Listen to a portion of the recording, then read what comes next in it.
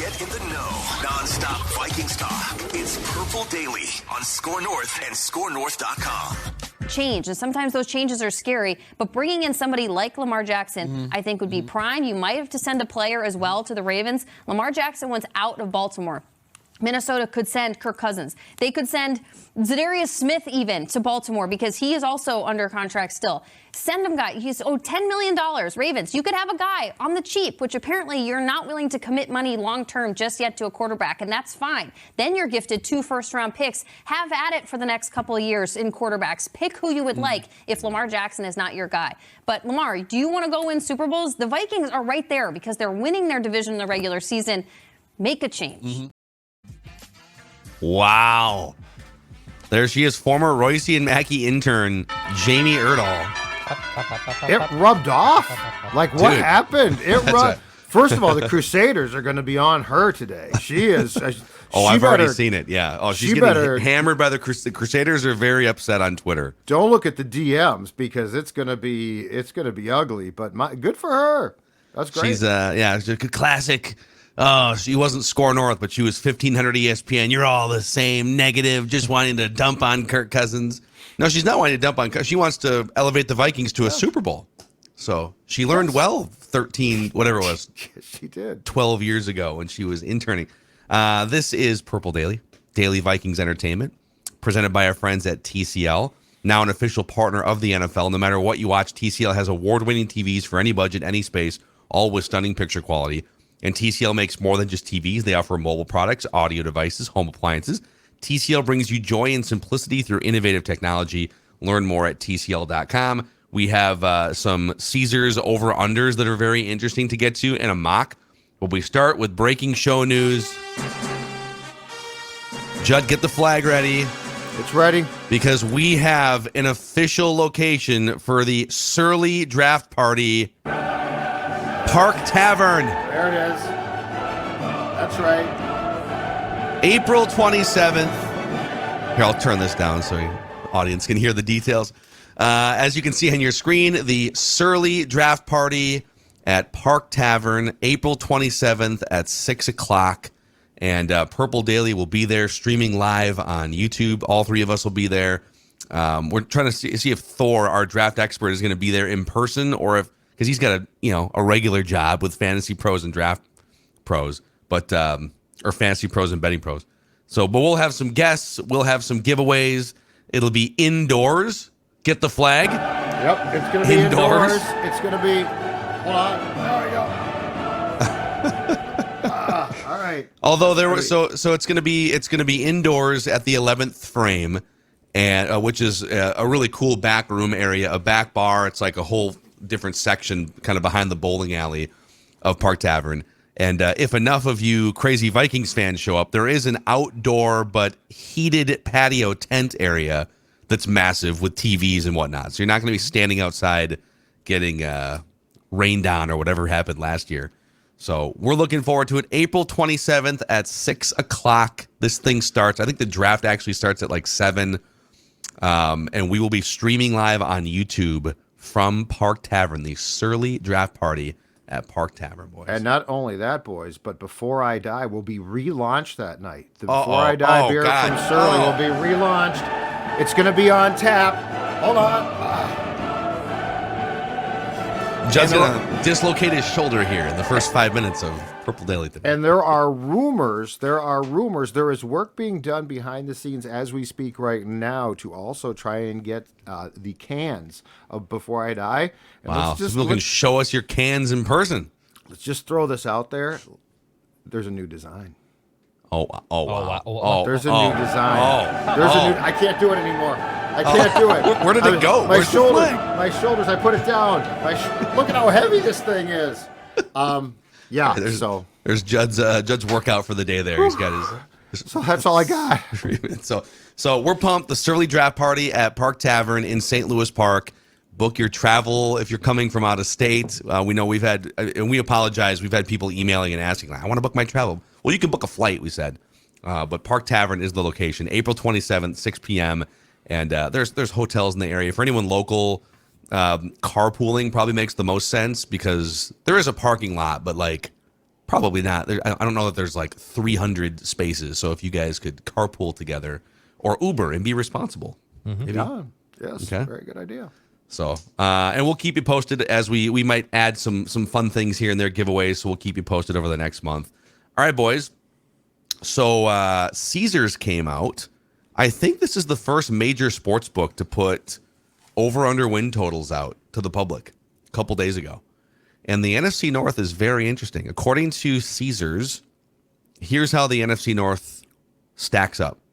Lions with the highest win total at 9 for an over-under. The Vikings at 8.5. The Packers and the Bears both at 7.5. So all four teams within a win and a half with the initial, and free agency hasn't finished yet, and the draft hasn't happened yet. But what do you make of this? Lions 9, Vikings 8.5, Packers and Bears at 7.5. Seems very realistic right now. Like the Lions thing, I can't get my head around, but it very well might be right. It's always hard to hear. It's always difficult to process for a person who has watched the Detroit Lions in its entire lifetime, for the most part, fail.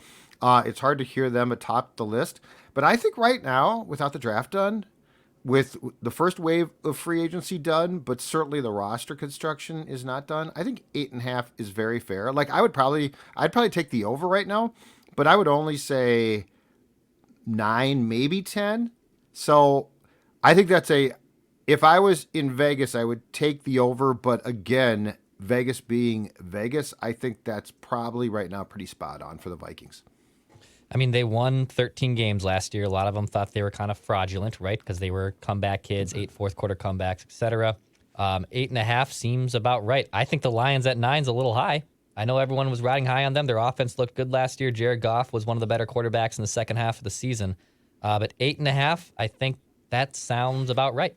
They were at 8.5, I believe, this time last year too, weren't they? They were. Yep, they were. So they were projecting to kind of be the similar team that they were preseason wise the last 2 years. I think 8.5 is fair. It's a very fair number. I think the only way we can really settle this is if we just fly through and pick the schedule. It's been over a month since we last picked the schedule, so I think we should. Has it really? Yeah. In my notes, the last time we picked the schedule was February. It was February 20th. Well, the last time Declan picked the schedule was February 8th. It's been almost 2 months since Declan's picked the schedule because I think AJ was with us on February 24th. Or no, actually, Judd, you and I were Declan was gone, and Luke K sent in a hypothetical mock schedule, and we picked it. That's right. And so it's been over a month since anyone on the show has picked the schedule. I have a list of their opponents. Let's fly through and see after the first wave of free agency, where do we think the Vikings stack up? Okay. Let's start with we'll just start with the home games. Mm-hmm. Bears. You guys keep track of your own wins and losses. Yeah, I got to do that. Right sure. now. Yep. All right. Win. That's a win. Sorry. Yes, I'm just getting ready here. Bears is a win. Yeah. It's probably a win. Home game. So it's probably a win. Yeah. Okay, Aaron Rodgers list Packers team. A lot of things have changed since we last picked the schedule. One way or the other, they will not have Aaron Rodgers. He's either going to retire or they'll consummate the Jets trade, right? Home again? Is this the home game against Packers? These are all home games. Okay, all right. Win. Yeah. Win. Home. Sorry, Jordan. Not gonna happen for you. Yeah. Okay, home against Dan Campbell. Boy. You know what? I'm going to say loss. I will also chalk this up as a loss. You only have 7 home games. Spoiler alert, I don't think they'll beat the Chiefs at home when Pat Mahomes makes his first trip to US Bank Stadium. I don't think you're going to go completely undefeated. So there's probably another loss on here, and it's probably going to be the Lions. So loss. Don't they have 8 home games? Not 9. Yeah, so they have 9 away games, 8 home games. Right. But they do have one less home game than Just road like 2 games. years ago. Yep. Mm-hmm. Yeah. I think they sweep the NFC North at home. All right. I do think the Lions are formidable, but I think they sweep the North at home. Okay. A Saints team that also has, I believe, 8.5 for an over/under. Oh, yeah. Yep. Fair. Win. It feels like a trap game to me. I need to know where it falls in the actual schedule, but without that context, I'm going to say it's a win. So, all right, off to a flying start here. Yeah. Okay, a Tom Brady-less Buccaneers team at home.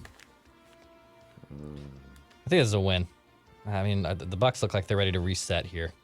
I mean, Kyle Trask is their number one option at quarterback, isn't it? Well, Or, Baker Mayfield, right? Yeah, but yes, I'll say win too. They're not losing to Baker Mayfield. Brian Flores is not going to lose to Baker Mayfield, okay? Yeah. In terms of, like, defensively. Okay, Chiefs at home. Loss. Yeah, on paper, you're probably right.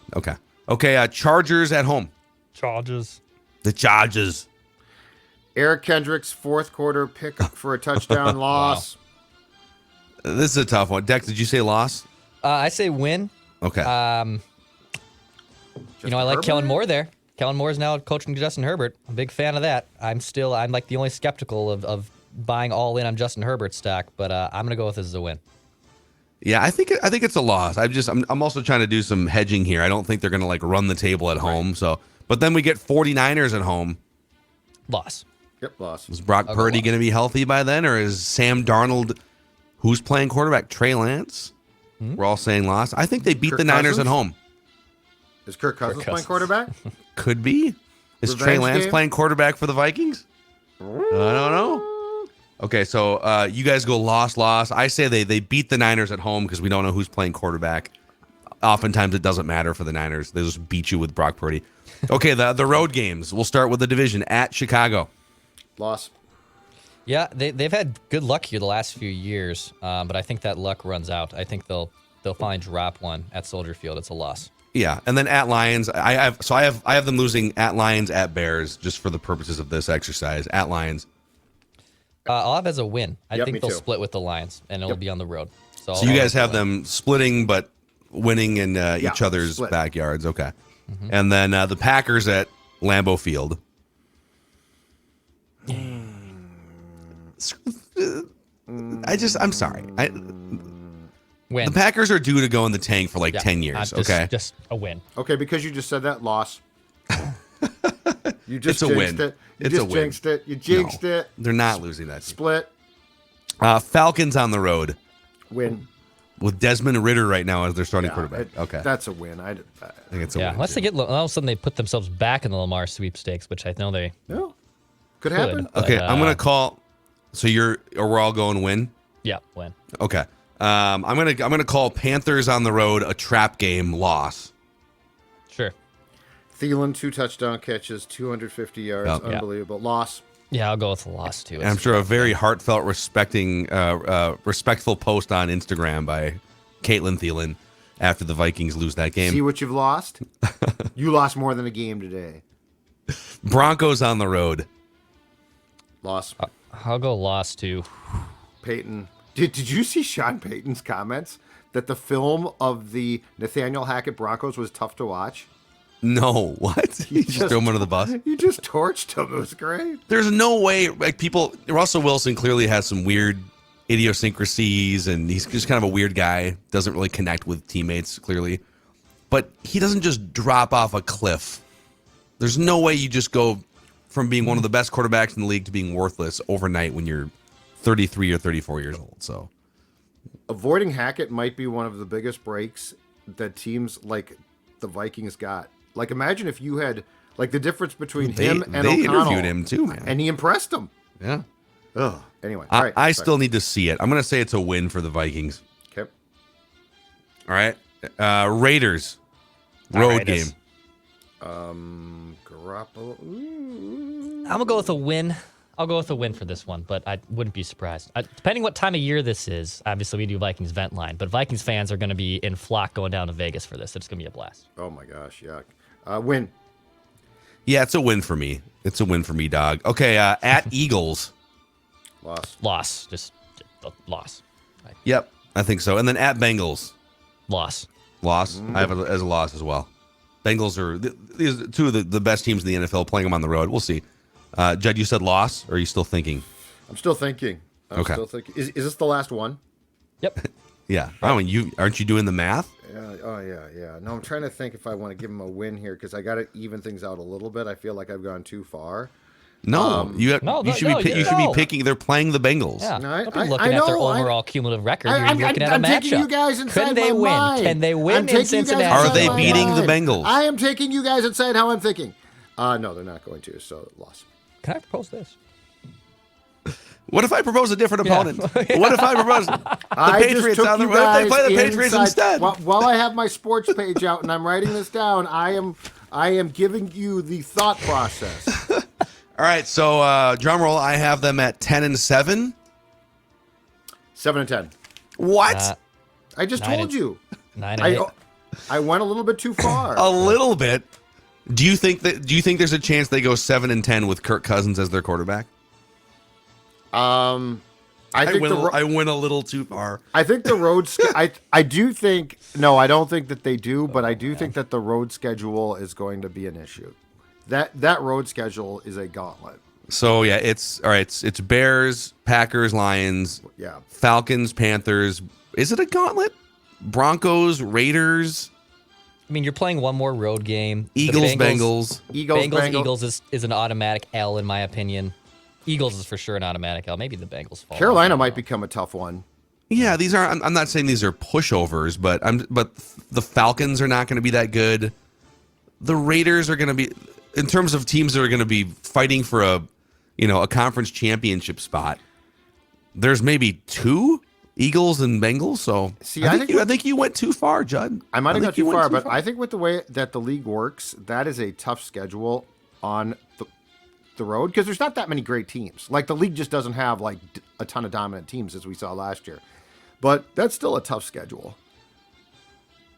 You're just trying to justify now. You're trying to justify. Well, no, yourself I think they're going to win 8 games. You've gone from. I should have had them at 8. I love it. But okay, so Judd's done 3 schedule picks. I've done 3 schedule picks. I've had 10-7 all 3 times, not consciously thinking about it, just going game by game. Dex, you've done 2 schedule picks. You have them at 9-8 in both of yours. So you and I are pretty much aligned here. Correct. Judd's done 3 schedule picks: 10-7, 8-9, 7-10 so far. Yeah. But I think the schedule is tough. Like I know that the opponents don't sound that daunting right now. I do think that the schedule is tough. Yeah, to me, the home schedule. It depends on what you think about the Saints, I guess. The Vegas has the Saints right there with the Vikings at like 8.5 or 9, but Kansas City, the Chargers, the Niners, those are not easy opponents. Plus the fact that you get one more away game. So, anyways, there's our picking of the schedule here. Good job, we Vegas. have the first over/under. Good job. Win totals out there.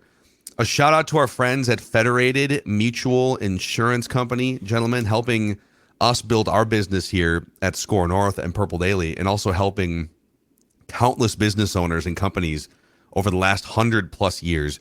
They're all about maximizing the success of your business through risk management tools and resources. You can find them online at federatedinsurance.com, where you can find a full list of industries they specialize in. You can find your marketing rep, federatedinsurance.com, where it's our business to protect yours. Also, Judd, tell the audience if they want to lose some weight here for the summer months. Oh, yeah. Where should they go? Well, there's only one place to go. Your first round draft pick, first overall pick, the best quarterback on the board, Livia Weight Control Centers. And it's because of what I just said. Livia Weight Control Centers, not a diet plan, not a fad plan. No, it's a plan that if you're watching us on YouTube right now, is going to take you from the guy on the left, a little bit chunky, I got to admit, to the guy on the right, ooh, debonair and suave. How did he get there? Well, not just by himself, but the folks at Livia helped me not only drop 40 pounds, but also keep that weight off. And that's the most important thing.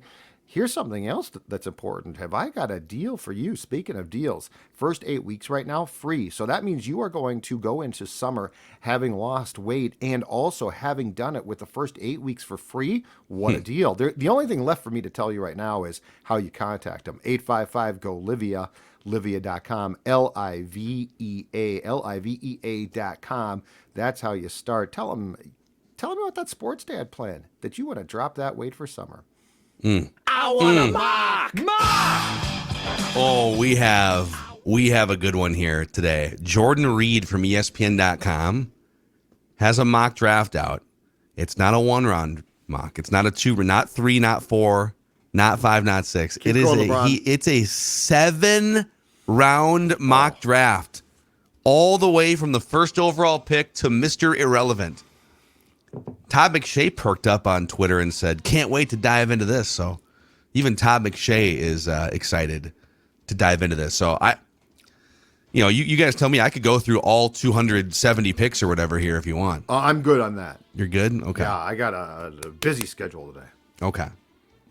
Well, let's there's a couple interesting Vikings things in here, but let's go through this. So the first round, Jordan Reed has the Panthers drafting CJ Stroud.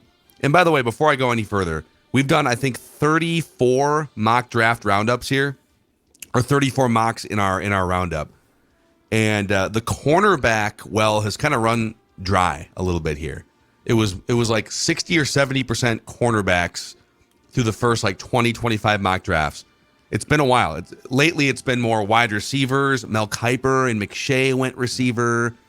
All the NFL Network guys are going quarterback for the Vikings in the first round.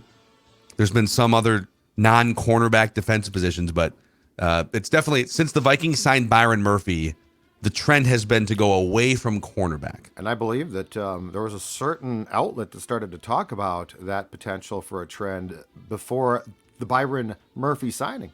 And I believe it was the guys at Score North. Pretty smart. What do you guys know, huh? What? I think we started talking about the wide receiver. We were not, and I still don't think that we necessarily are on the quarterback train as much.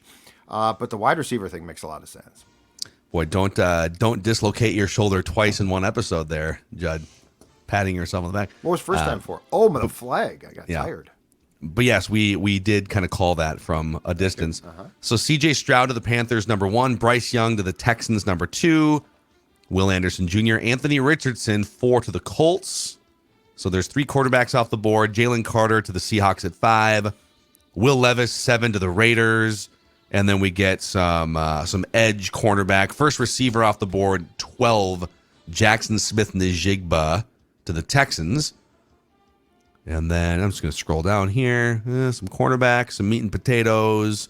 Okay, into the 20s. There's Bijan Robinson to the Chargers at 21. Second receiver off the board to the Ravens, Quentin Johnston. And that brings us to the 23rd overall pick, where, according to Jordan Reed, he's just getting started here, too, because he did a 7-round mock, and we'll give you some more highlights. But he has the Vikings drafting with the 23rd pick out of the University of Southern California, wide receiver Jordan Addison. I want a mock! Okay. I've seen him slipping a lot, like to the back of the first round more. There was a time where he was kind of flirting with top 10 status. So I don't know if maybe it was some of the combine stuff, but here's the write-up. With only 5 total picks, I would be surprised if the Vikings actually remained here and made a selection. They are a prime trade back candidate. Still, after the release of Adam Thielen, there's a gaping hole at wide receiver 2. Addison would give the offense another versatile player who can line up inside and outside, a detailed route runner. Addison has physical traits that are similar to that of Calvin Ridley, who was my God, if you just plopped a young Calvin Ridley on this team, okay. Addison could thrive off the attention given to Jefferson by defensive coordinators. Okay. Thoughts? I would have no problem with this. Now, our guy, Thor Nystrom, who we talked to yesterday, wants Quentin Johnson, but obviously if he's gone, you can't take him. The one thing that it feels like that has transpired in the first round, in addition from much of the mocking community going from cornerback to wide receiver for the Vikings, is it feels like they have a few of the corners who were going to the Vikings a few months ago in the mocks, now going earlier. Yeah. Like it felt like initially like Joey Porter Jr. was falling to 23 a lot. He's not now. Mm-hmm. So I'm guessing that they have also reshuffled how they think of the prospects potentially. But I mean, the cornerback pre-Murphy made a ton of sense and still makes some sense. But it's just my feeling that when you have a head coach who emphasizes offense and you do not have a number 2 receiver, and clearly you're not going to sign one because they're either too expensive or they just don't get to the market, this makes the most sense as far as filling the holes that need to be filled. All right, I'm just gonna kind of go through here to the 87th pick. I think Judd's gonna be interested in this one. Jordan Reed has the Vikings taking Auburn linebacker Owen Pappoe, Pappoe. I'm going with it. Here's the write-up. Jordan Hicks is entering the final year of his contract, and adding an explosive defender such as Pappoe would prepare Minnesota for the long haul. Pappoe would prepare. Pappoe would prepare. Pappoe would prepare. Say that 10 times fast. No. He's an active second-level defender who checks all of the thresholds the Vikings require. At 225 pounds, he ran a blazing 4.39 40 at the combine. Yep. Guy's a linebacker. Yeah, no, he's not. He's a hybrid safety. Let's call it what it is. The Vikings could pair him alongside Brian Asamoah for the future. Yeah. Yep. Interesting. Okay. Dude, a 4.39 40 for a linebacker? So what? Just to be very, very clear here, I have no problem with this because if you're going positionless defense, that's different to me than when we talk about a traditional linebacker.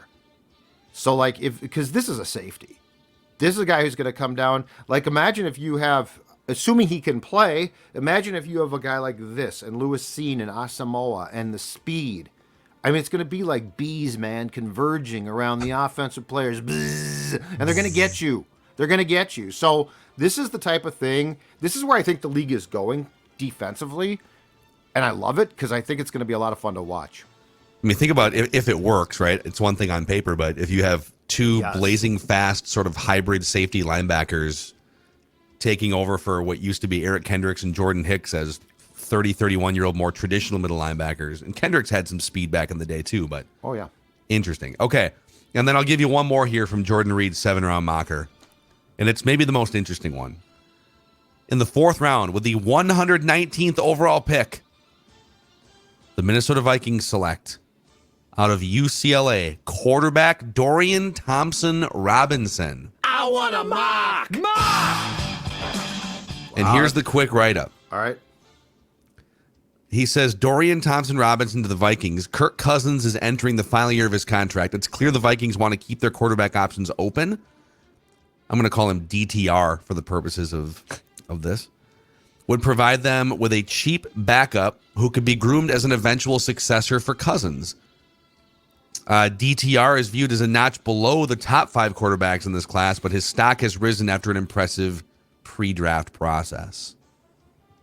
Interesting. I don't think you draft a guy 119 to take over as your franchise quarterback. I think it's much more of a crapshoot. But this is something that would make sense, right? At least like, hey, we weren't going to move up to 10, but we got to get some sort of young quarterback influx in here. So let's draft a couple non-quarterbacks with our first 2 picks, and then if he's still there in the 4th round, take a flyer. All right, if they do that, though, I think that Reed is right. I think then, and I don't think he did trades, right?